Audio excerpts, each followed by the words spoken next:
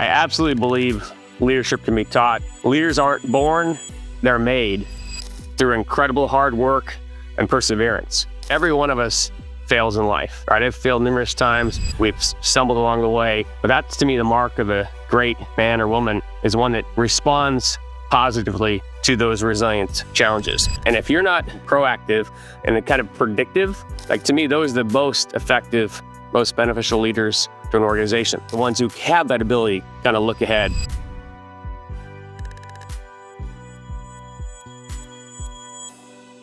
Okay, folks, here we go. This is MK Palmore with another episode of the Leadership Student Podcast.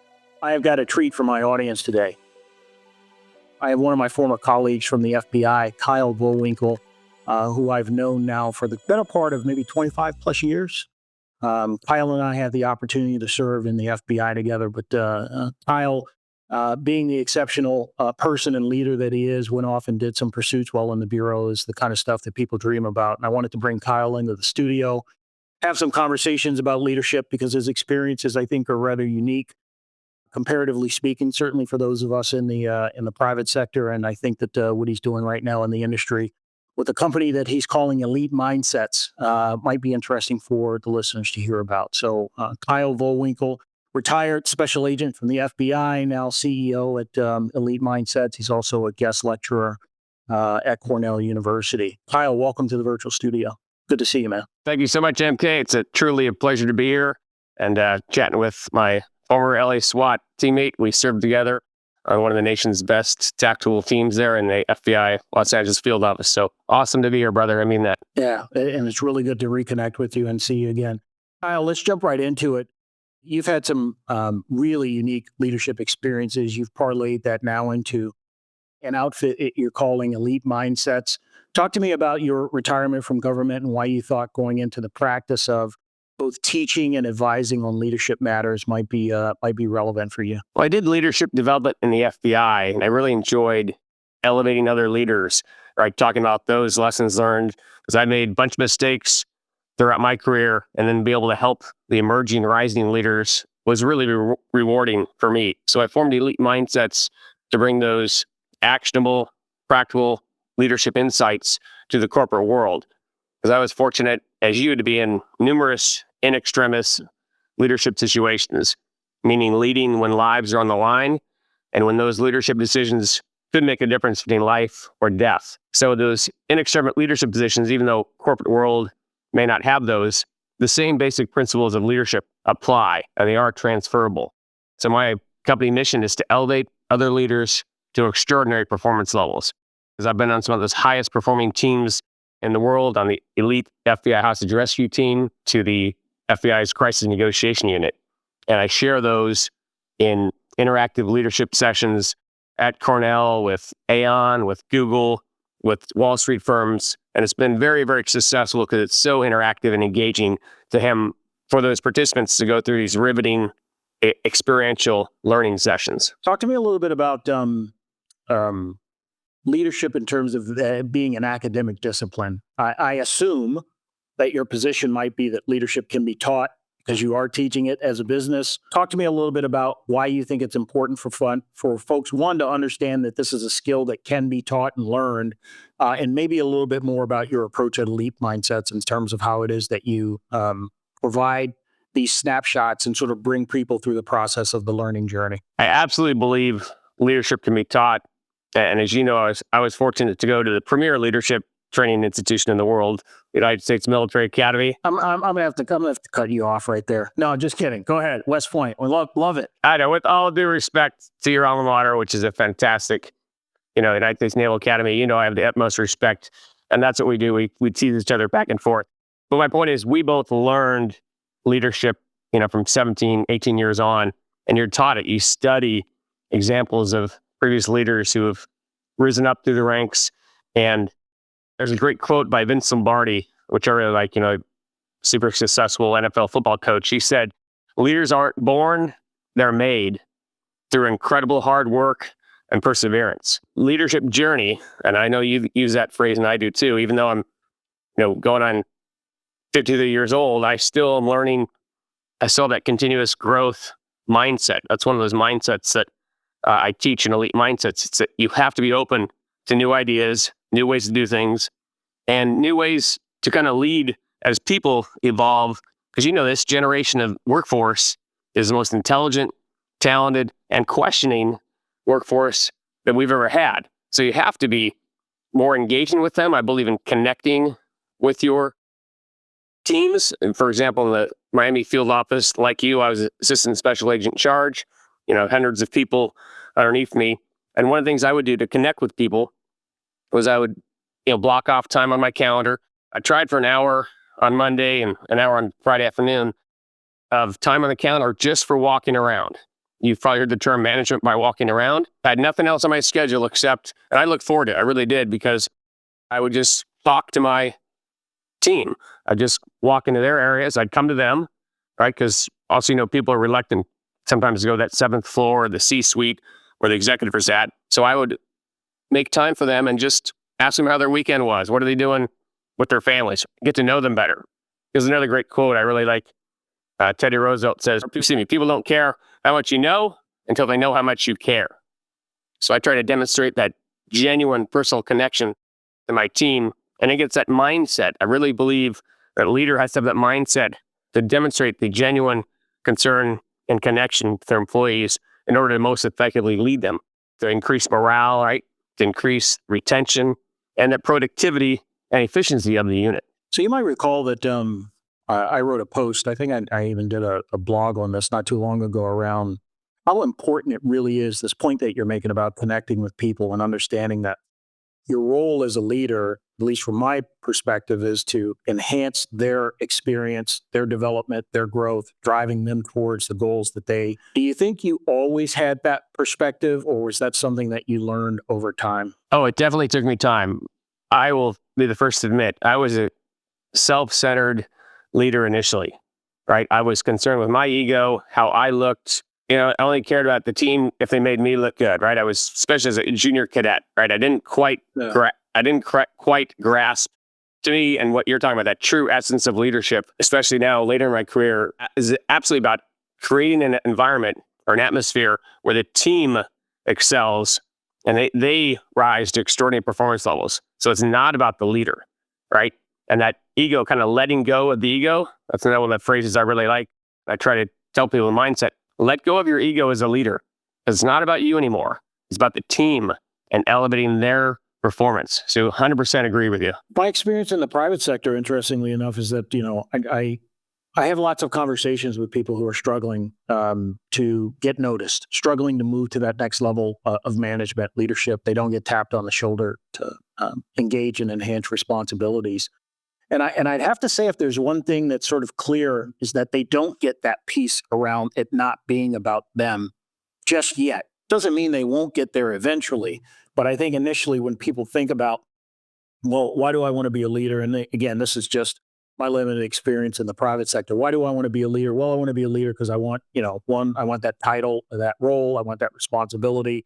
I want that next, level up in terms of pay band and an opportunity to lead. And it's really around flipping a mindset around, I want to help people. I want to help people grow to the levels that they can grow at. And that you get such dividends that come from a sort of different mindset and a different approach there in terms of where the focus should be, that I don't think people get that initially. And it's interesting to me that I would say that it has to do with sort of a maturity development in leaders. So certainly what you describe as your journey, I'm sure it clicked for you much earlier than it did for some. But I think it's important to sort of take that, that servant mindset around serving the people that you're working with and for, elevating them, and then subsequently, the rising tide lifts all boats. Everybody gets elevated when the team actually operates at a higher level. Exactly. And I used to, I'm sure you did the same.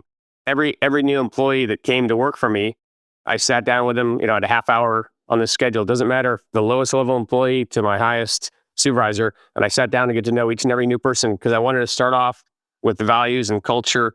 But I first really wanted to talk about them. So the first 20 minutes of that 30 minutes, I asked them questions. Tell me about your goals. What do you see your fit in the team? And then ask about their family. So I begin that connection at the very first day, the new person coming to the unit. And then only the last 10 minutes, right? So 2/3 is about them. Then 1/3 was just not even about me, but where I wanted the team to go and where I thought that the team could rise up and they could work and blend together. And I said, I'm looking for people that put the team before themselves. Those are the people that I wanted on my team. Elite mindsets. Have you had the opportunity to teach and engage with small teams in the private sector through the company that you've started? And I'm curious as to, if you have, like, what are the sort of top one or two things that they may be struggling with that they come to you and your team for in order to get better at? Like, what do they recognize as a problem, or does your approach help to identify maybe why they're not operating at a higher efficiency level? Great question. Perfect example is probably Aon, one of the largest insurance conglomerates. They're based out of Chicago, and they have their own in-house executive leadership development program, right? Where they identify, and that's a massive company, right? That has, which I applaud them for. They have a set structure every year. They identify 50 or so rising, emerging, basically potential C-suite leaders in the organization. They bring them back 4 or 5 times throughout the year for leadership development sessions. And 2 years ago, they had Cornell was the provider of the training for a 1-week session. And then Cornell brought me in, and I always had one of the days of the session. It was leading through volatility, right? Because insurers and Aon is in the business of making better decisions. And I have a lot of risk management experience working all these crises, weighing different options, trying to mitigate risks, right, for the best possible outcome. And so the next year, actually, Aon decided to not use Cornell and, do their own in-house leadership development program. But I was very honored and humbled because they came back to elite mindsets independently. And Cornell was fine with this. We have a contract where we can both do things obviously outside of one another. And Aon has brought me back. That's been the 3rd time now I go back, and that leading through volatility is one of my most popular sessions because I walk them through how to assess risk. I provide a framework. I talk about proactive, agile leadership, because that, I think, is one of the most difficult things as you look back. And I'll ask you, right? Everyone in leadership roles, you can be overwhelmed with the reactiveness. Like, the boss wants this, the subordinate needs this, we have this project coming up. And if you're not, to me, being proactive, at least devoting some of your time to being proactive and then kind of predictive, right? Try to forecasting ahead to see what's on the horizon. Like, to me, those are the most effective, most beneficial leaders to an organization. The ones who have that ability to kind of look ahead. And a great example in the corporate world is Reed Hastings, the CEO of Netflix. You remember Netflix used to have those big red boxes, and I was a Netflix member. You would rent out the DVDs, they'd mail them to you. And that was the business model. And he saw the future was going to be streaming, and it was going to be online in your home, and people were not going to be renting DVDs out of the box. So he literally flipped the entire business model of Netflix to go to the streaming world. And look, the explosive growth, and look how correct he was with that forecasting of the future trend. So to me, that's a perfect example of what I term that proactive leadership. Or I talk about it in a case study where we had an individual who kidnapped a 5-year-old boy and held him in a bunker for 7 days. And what I talk about as a leadership is they're assessing risk and kind of forecasting potential outcomes in order to best manage that risk. And the second one I do, most popular one is with Aon, is connecting for success, because it's that connection mindset. That's another one of my mindsets. Besides proactive leadership, another one is connecting for success, building meaningful connections with individuals. Because that's one thing a lot of people are not trained on. Like, you may have, initial, 2-hour in brief at a new company from HR about, being respectful and engaging people, treating people with dignity and respect, which is important. But there's no real training, at least I've seen in the corporate leadership world, that really dives into how do you properly connect with someone? What are some conversation starters? How do you truly demonstrate empathy? How do you build rapport? How do you make connections to an individual that is authentic? And that's my other case study. And I use as an example how I connected to the Boston Marathon bomber in the middle of one of the most chaotic, hectic situations this nation ever seen, when he's trapped in the back of the boat. Well, I was able to do all those things. I call it the pathway to influence.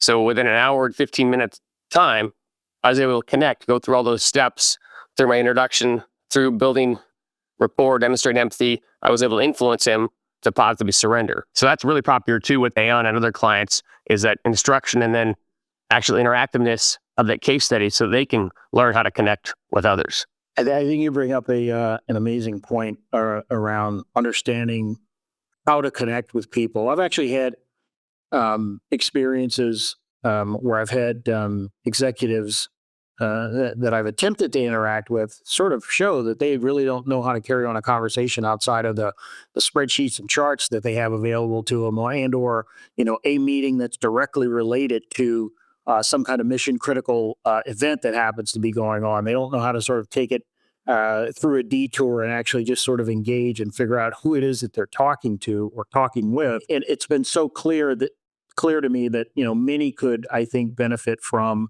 an opportunity to understand what it's like to just simply connect with people. And I don't know what that is for everyone, right? Sometimes it's sports. It could be something as ridiculous as just sort of major recent events, or just an ability to carry on a conversation again outside of the spreadsheets and outside of the four corners of some document that you may be discussing is absolutely a critical skill. And it wasn't apparent to me, or hasn't always been apparent to me, that it needs to be taught. But the fact that you do it, is another indication that it's definitely something that people need to be clued in on. It can help drive that connectivity at a what I like to call a tissue connectivity level. Drive that connectivity between you and the teams that you may be leading, but also just at a peer-to-peer level. That kind of connectivity is helpful as well. Get beyond, hey, here's what we're working on at work. Let me hear something about what's going on in your personal life. 100% agree. Because I call it, and the term is human-centric leadership. Like, technology is fantastic. However, technology is not in and of itself the solution. We need people to interact and come together. And yeah, especially today, it just seems like you can't walk across the street without someone being argumentative or disagree with you about whatever the case may be. And even I see it in my older sons. I think the generational gaps, like you and I were brought up where there was less digital interaction and that we were forced to have more face-to-face conversations. So I think that is also what has caused it to be more difficult for younger folks sometimes to have those conversations, to connect with people, to find those commonalities. As you mentioned, we have so much more in common with other people than we realize. And if you just take a little bit of effort, right, a modicum of effort, almost everybody likes to eat, to drink, to travel, and likes music. Yeah. So there's 5 things where you can engage and start a non-threatening conversation. And just I love to talk to people. I will talk to a random stranger, sitting at the bar waiting for a drink, and it mortifies my sons. But I tell them, you never know who you're going to meet. I ask them about them. That's the other thing too. I teach that, one of the mindsets of continuous growth, continuous learning. I don't need to talk about myself or my background. Yeah. So when I meet random people in the street or the subway, and if we do happen to strike up a conversation, I don't talk about myself. I ask them about them. So I'm curious about them. And you'll learn so much more if you have that willingness to learn and not just that ego, again, that talk about yourself. You started off the conversation at least touching on the idea that, maybe you've had some leadership challenges or impactful events in the past that have maybe branded you in some way, shape, or form, or at least remain within the components of your leadership DNA. Can you think of a really impactful instance from a leadership standpoint where maybe the experience was negative? In other words, I call them leadership failures. I don't have an issue using that term. That maybe stays with you and something that you learn from it. And you can be agnostic about the details around it, but can you think of anything that really landed with you that you carry with you today? Yeah, I remember a leadership failure for me to speak up. I had a boss, and he said, and this is very young early in my career, he was pushing the team very hard. And I came to him on the side and I said, hey boss, pushing the team really hard. I think, they deserve, this weekend off, as instead of working through this weekend, they'd work through the past weekend and get a lot of pressure from management coming down. And he said, Kyle, we're going to work them like dogs. I was just stunned because I was never taught to treat people like that, and never even thought that he would say, treat people like dogs. And I'm mad that I didn't kind of have the moral courage to say, sir, that's wrong. right? And I didn't speak up and kind of defend my team. And I'm still kind of obviously disappointed in myself. So I definitely chalk that up to a leadership failure. And what I learned is that, at certain times, and it's cost me, a couple times, what I learned is I will speak up if I feel something very strongly. And the boss may still disagree with me, but at least I will have voiced my opinion. And I'll tell you, there was something recently that was, I'll just say in Washington, D.C., and I did not agree with what was happening. And I voiced my opinion. And I was told, it doesn't matter what your opinion is, we're doing this. And I said, okay. And I was able to look myself right in the eye that night because I at least spoke up, but I said my piece. And then I marched down like a good soldier. So I learned, at least for me, right, if something's really bothering you to your core, you owe it to yourself to speak up, especially if it's going against like a core belief or value about how to treat other individuals or the direction of investigation. That speak up, and then you can at least, again, kind of carry on without that guilt. Where do people find the courage to do that? Because they don't oftentimes, we talk a lot in the corporate world about safety, like being in an environment where you feel safe to offer your opinions. And maybe this is a good segue into this topic around sort of creating a culture where you encourage people to voice their concerns and opinions, but understanding that, as you indicated, once a decision's made, that we're going to march on and do whatever it is that that the leader has determined we're going to do. But maybe talk a little bit about creating that environment of safety, but also the courage that it takes for individuals to sort of voice their opinions in areas where they may feel a little bit uncomfortable doing so. It's a great question. That is a leader's job, right? To create the environment and the atmosphere. And one thing I did is I would, at team meetings, and especially when I first met in Miami, for example, all the different groups, I told them, I want you to challenge me. I want you to respectfully come up to me and say, hey, boss, I think this is a better path. I told them, don't just come up with bitches and gripes. I'd like to hear recommended solutions that you've thought through. And I will absolutely, what I gave them my word, I will listen to you. Doesn't mean I'm going to agree with you, but that listening to them, right, meant all the difference in the world, because everyone wants to feel valued and respected. And I would listen to them, and sometimes I would change my mind. A lot of times I wouldn't. Right? Always depend on the situation. But that culture, it took a while for them to really believe that, hey, the boss is not going to, snap my head off. And I also told them too, if they're not comfortable doing it in a group setting, that my door was always open, and that they could come to me one-on-one and say anything to me. And then, however, though, once I had issued, this is the way forward, this is a decision, I told them my expectation was everybody rallies around behind that decision, because you had your chance to offer input. Either you did or you didn't. And if you did, I provided you reasonings why. But nonetheless, the decision's been made. And again, you had an opportunity. So now I need you on board, because we're going to jointly execute this. So I think that's how you kind of create it. You seek their involvement and give them time for involvement. As far as having the courage, like I failed the first time, right? And I learned from that failure, because it kind of burned me inside. My troops were working through the week, and I was there with them, and I felt like, crap, being unable to, change the boss's mind, and I didn't really even try. Right? I just shut my mouth. So it was a tough lesson. But I would encourage others to me, I always call that look in the mirror test. At the end of the day, every day for almost 25 years in the FBI, I was able to look myself in the mirror and say, hey, I did the best I could do today. I'm going to try to do better tomorrow. As you indicated earlier, attended certainly what might be considered to be one of the premier leadership factories or institutions in the United States. Talk to me about the development of your maturity as a leader from that experience, that 4 years at West Point, being a young leader in the Army, and maybe what kind of leader you've evolved into after, overall 30 plus years in government service, and now, at least getting an eye into what kind of the challenges are faced in the corporate side of the house. And what's your matriculation been like from that early leadership, infusion of, here are the characteristics of a leader, here's what we expect of leaders, to what you might have learned over the course of a career? Yeah, the Army does a fantastic job. It's a 47-month, leadership journey, at least there at West Point. But one of the things in hindsight, I think that as they are trying to, they tear you down initially, try to get another base level and rise you up from there. And there's a lot of attention and focus, and almost maybe too much like you're special, right? You're unique. You're the cream of the crop. You're the best in the nation. And I think that may have gotten to me initially a little too much, right? You think you're so good, right? You're so valuable. And I had, again, I think too much. I know I had probably too much of an ego at West Point on my own leadership. Oh, I'm going to be a great leader. And I didn't really understand, because leadership in the military, you almost think, oh, it's direct, linear, it's the authority.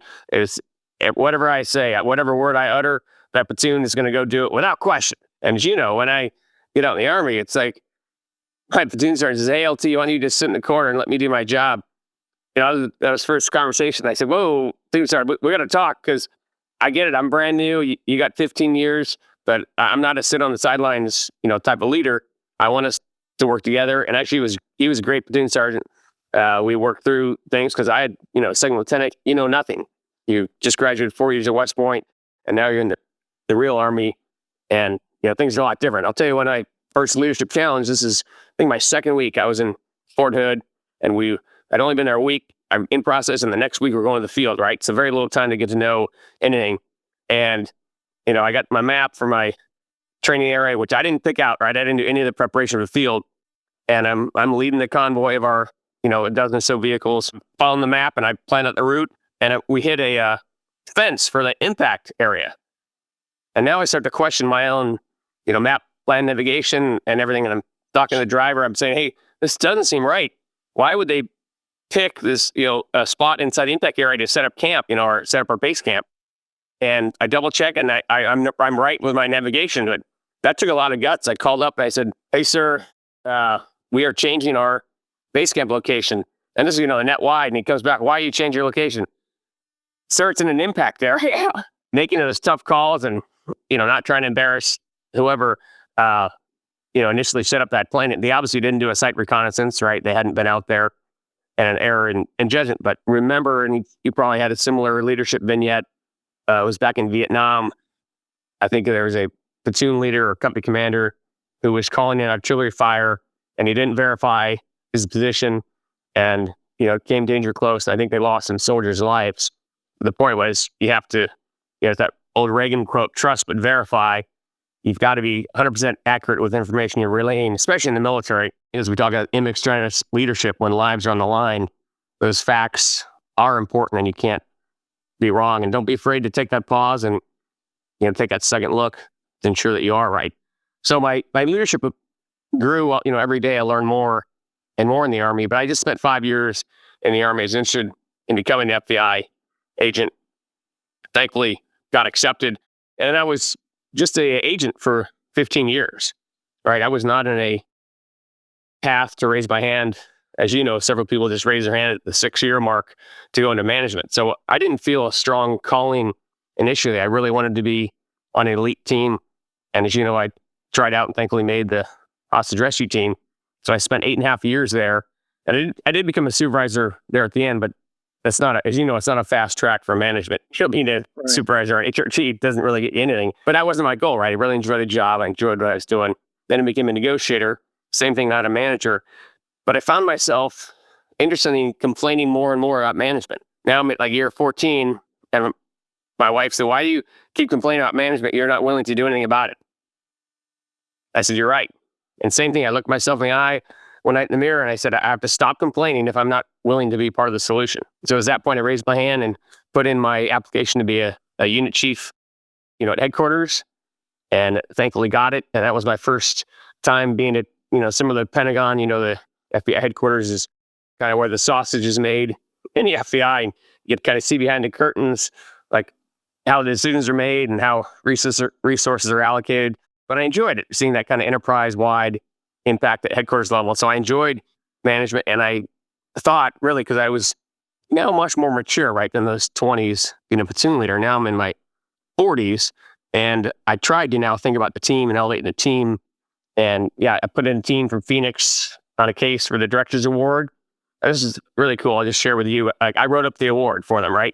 And you have 15 people, and and then I sent it to my boss, and he goes, Kyle, where's your name?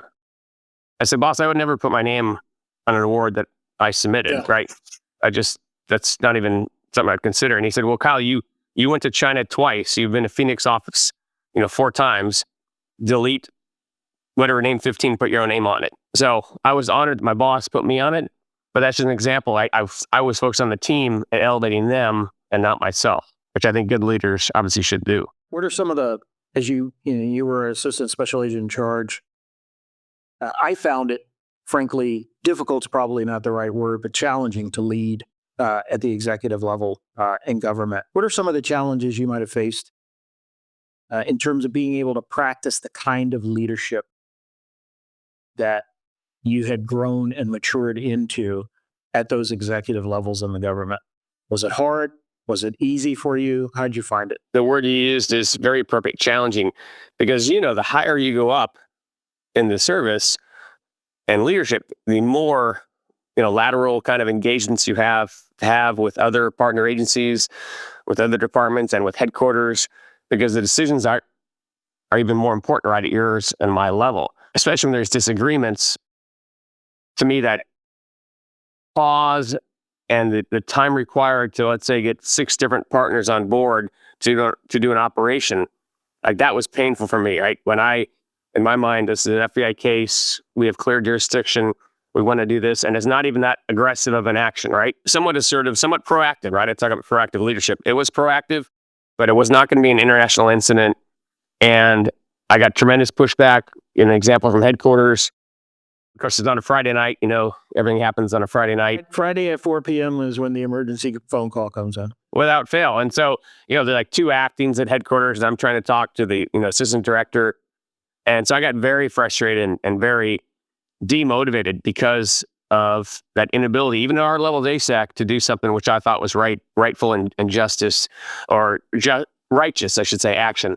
So that I found that examples like that very frustrating. The private sector, right? They have, I think, almost an easier, especially a linear entity, which doesn't have so many, almost competing priorities from other organizations that they have to work with. I think leadership may be either. What do you think? Now that you've had multiple years in the private sector, is it easier or harder? It was harder to lead, I think, in the government.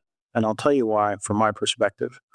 One, there's a level of complacency that I think ensues at a certain time period. When it was time for me to retire from government when I retired from government, because I think both I had been impacted by the level of complacency, but I also saw that culturally people get used to how things get done. And if at all you want to be a transformational kind of leader, or you want to challenge the status quo, it's really like bumping your head against a wall day in and day out. That becomes frustrating. So any attempt to sort of lead aggressively or lean into leading, I think, became a little bit of a challenge. And so for me, that was both disappointing and a bit of a deterrent, quite frankly, to staying. And so while at the end of the day, I'd like to think we still got the job done, it maybe was not done in the fashion from a leadership standpoint that I would have liked, just from that level of complacency. I actually, walk away from my service in the government feeling like at some point, culturally, there was this mindset of good leaders actually leave you alone and sort of stay out of your way. And I didn't like that as sort of the standard for leadership. I'm much more not over the top, but I want to be engaged. I want to make sure that that I'm facilitating the growth, development, and experiences as needed. And I found it a bit challenging from a cultural standpoint to be able to do that towards the end of my career. Again, especially the higher up you go, the more difficult I think it gets to be to interact and to have the kind of direct impact that you want to have on people. No, it's a great point. I had similar experiences that I shared. That resistance to do things out of the ordinary, government gets set in their ways. Folks only see the end result. Someone like you, highly successful, retired FBI agent. You said 8 years on HRT, several years on field office SWAT teams. You and I connected and interacted as members of the LA SWAT team for the FBI. I also remember, I hope you don't mind me bringing this up, that your first time trying out for HRT, you didn't make it. No, I don't mind you bringing it up at all. That was exceptionally painful for me, because you remember my 2 very good buddies who, John and Mike, we trained for over a year together, right? And they were fellow LA SWAT colleagues, just fantastic individuals. Yeah. Mike is such a nice guy. I almost don't like him because he's too nice. He's such a great individual. And so when we tried out together, they were selected. So HRT, I should back up here, has a very high failure rate. So 40 people try out on average, 20 people will finish the selection process. So very arduous, physically demanding, exhausting tryout process. So 40 start, 20 finish, and maybe 1/3 of those get selected. So out of 40, they may take 7 if they meet the standard. So at the end of the 2 weeks, which again, the most grueling 2 weeks of my life, I compare it to like a month of Ranger school condensed in 2 weeks. So you got peer evals, you're evaluating your shooting, your judgment, your compatibility, everything. And after those 2 weeks, about a month goes by and they got notified and I got the phone call, Kyle, thanks for trying out. We didn't select you, but you can come back. So they offer an invitation to those people that they want to give a second chance to, but you don't have to even get that. Right? If they didn't want me back, they wouldn't give that to me. And that was crushing. Right? I was so happy with my friends, and I was talking about some soul searching, and I made some mistakes. Absolutely, I was not selected for the hostage rescue team. It's an exceptionally arduous process. Truly, one of the hardest things I've ever done in my life. I compare it to a month of Ranger school condensed into 2 weeks because you're pushed to your physical limits. At the same time, your judgment, your compatibility, your teamwork, your discipline, your judgment, your firearms, shooting abilities, and you're always being evaluated, which you rightfully should be so for this top tier team. So I'll share with you, I opened my mouth a couple times and it cost me dearly. You're familiar with the Marine Corps obstacle, the Weaver, right? Yeah. The Weaver is all those telephone poles that you go up one, over one, up one, over one. And so one of the events at HRT selection is the Marine Corps obstacle course. And so you go against a partner. I think I was going against actually Brady Finta, our fellow colleague who's super athletic. And we're going through, he and I are racing one another, and he's a better athlete than me. So I felt like tripping him. Of course I didn't. We come to the Weaver, and I did really good on the Weaver. I come out of it, and then there's a operator there, one of the supervisors of that obstacle says, hey, and you have pennies on, right? You have a penny, like I was blue 2. So they don't call you by name. You're just an individual penny number. And he says, blue 2, you missed a log. And I was really confused. I missed a log at the Weaver. Like you'd have to like extend past a log and go like 4 feet. And like you wouldn't even be able to navigate the obstacle, right? If you skipped a log. So I sincerely was confused. And I said, I don't understand, which log did I miss? Right. So now I'm questioning the observer evaluator, really, putting him on the carpet, but I sincerely didn't understand it. And he just said, blue 2, do the obstacle again. So that was like strike 1, because they viewed me as questioning the assessment or judgment right of the operator. And that second one was during a shooting competition. I used to shoot competitively. I was sponsored by Glock, as you know. I remember you are a fantastic shot. I think we used to call you Deadeye or something close to that. Thanks. I finished, like top 13th in the nation, national level competition. So I was a pretty good shot. And at HRT selection, there's lots of shooting, and they have a competition at the end with all the selectees. And we get to the very last one. It's 2 rows of 6 plates apiece, right? So you shoot the 6 plates, and then the last one, the first one to shoot the 6 plates down wins, right? I get to the finals and I lost. This guy beat me, right? So I didn't take it well. And then we're back loading up the magazines. I thought it was just he and I, right? Loading up our magazines. And I said, hey, I'll bet you a paycheck, I'll beat you next time if we go again. So kind of poking him, but I wasn't like dead serious about betting a paycheck, right? But I did say, hey, I'll bet you a paycheck next time, we'll do it again, And unbeknownst to me, there was a operator right around the corner who heard that comment, and he thought that I was way overly competitive and that I was willing to bet a paycheck, which I really wasn't.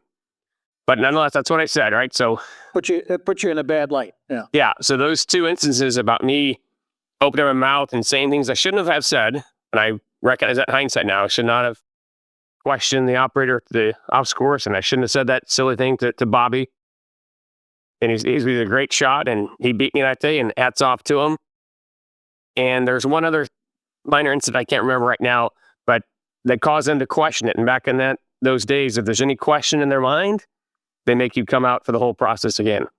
So that was exceptionally good for me to learn to shut my mouth, right? And, sometimes you just got to accept things and not speak out loud, especially if it's not like a moral question. Back to our previous conversation, these were just minor physical and shooting events, nothing that was really contrary to anything I believe strongly in. Part of that, I would assume, is about whether or not you were going to be a good cultural fit for the team. And you had to learn some things, I think, to do that. And I don't bring this up to have you go through necessarily the reasons why you didn't get selected. I was more interested, I think, in the fact that you didn't get selected and that you chose to go back and to try again. And I want folks to have an appropriate understanding of how arduous. I had never been through it. I have never been through it. I didn't try out for HRT, but arduous process, really grueling 2 weeks.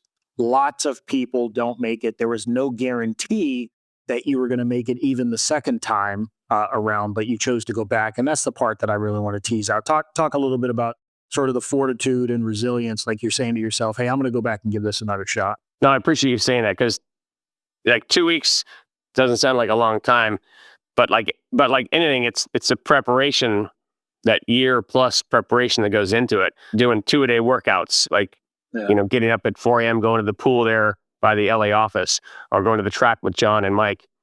It's because I really cost me time away from my family, time away from work, even though it was all related to work. It was the most significant investment of time and energy I'd ever really set aside or directed into anything. So having done all that, and then having met with failure, right, that was very sobering. And especially my friends made it, right? And I'm so happy and for them, but it really caused me to search deep inside and say, determine, is this goal really worth it to me?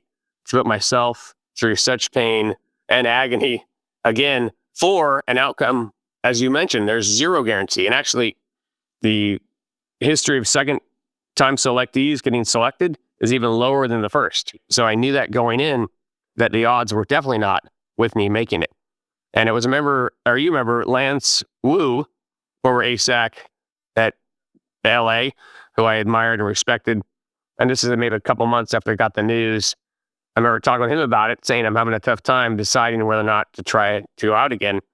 And Lance said, Kyle, you only go around this merry-go-round of life once, and you tried to go for that brass ring, the brass rung, and you missed it. So you probably got 1, maybe 2 more years, that you could reach for it again. And the question you ask yourself, are you going to regret not trying to reach for that one more time? And that was really the kind of push over the edge that made me try it again, because I didn't want to live. I don't believe in regrets, right? I didn't want to have a regret on my shoulders or not having given it at least one more shot. But that was it. I told myself 2 times I would not do it again. And going into such a physically demanding, emotionally draining, soul-crushing event like hostage rescue team selection, right, is exceptionally difficult. Not the first time, but I think it's even harder the second time, because you know exactly what's coming. Even though they vary the events up, they vary the schedule, it's essentially the same process. So that beatdown going down the second time, resilience, as you've talked about, and I love your post on LinkedIn about resilience with boxing, that your boxing experience shows. Every one of us fails in life, right? I've failed numerous times. We've stumbled along the way. But that's, to me, the mark of a great man or woman, is one that responds positively to those resilient challenges, right? Who gets back up after getting punched in the face or getting knocked to your knees. Because every one of us happens to. I was knocked on the floor in that first HRT selection. But I got back up and I said, I'm not a quitter. I'm going to do it one more time. Yeah, and I just want I want people to take away from a story like that, the amount of work that's involved in achieving your desired goals and dreams. Sometimes I think people sort of undercut the idea of the investment of time, both mental and physical, that you have to make in achieving your own personal goals. And sometimes it may seem insurmountable, but there's a great saying out there that I like to espouse sometimes, that no one cares, work harder. Like, keep doing that thing until you get to that end state that you desire. So that's just a fantastic story. I appreciate you sharing that with the audience. Hey, so Last question around what you're doing with Elite Mindsets. How can folks find you? Talk a little bit about maybe, I don't know, the packages and how it is that you approach leadership. What can folks turn to you for? Leadership team training, talks. What's in your wheelhouse there? Thanks. So Elite Mindsets, right? Our goal is to elevate leaders.